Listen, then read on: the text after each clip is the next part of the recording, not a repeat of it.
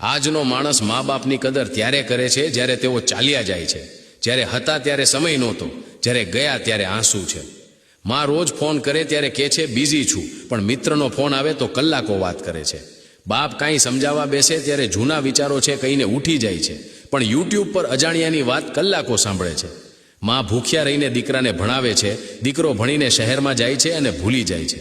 બાપ તડકામાં મહેનત કરીને ઘર બનાવે છે, દીકરો મોટો થઈને નવું ઘર લે છે અને બાપને જૂના ઘરમાં એકલા છોડી દે છે. વૃદ્ધાવસ્થામાં મા બાપને દવા નહીં પ્રેમ જોઈએ છે, ખાવાનું નહીં સાથ જોઈએ છે, પૈસા નહીં વાત કરનાર જોઈએ છે.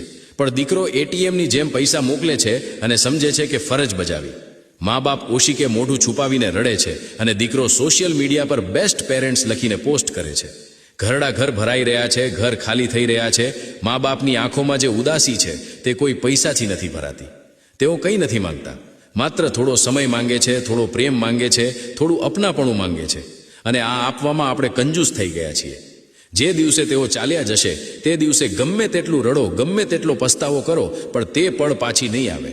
ખોવાયેલો સમય, ન બોલેલા શબ્દો, ન આપેલો પ્રેમ, આ બધું જ જીવનભર ચાલ્યા કરશે. યાદ રાખો, મા બાપ ભગવાનનો સૌથી સુંદર ઉપહાર છે. તેઓ છે ત્યારે તેમને પ્રેમ કરો, સમય આપો, સાથ આપો. કારણ કે જ્યારે તેઓ નહીં હોય ત્યારે દુનિયાની કોઈ દોલત તે ખાલીપો નહીં ભરી શકે. આજે જ ઘરે જાઓ, માના હાથનું ખાઓ, બાપ સાથે બેસો, તેમની વાત સાંભળો. આ જ સૌથી મોટી પૂજા છે. વાત ગમી હોય તો ખાસ એક લાઈક અને કોમેન્ટ પણ કરતા જાજો. જય દ્વારકાધીશ.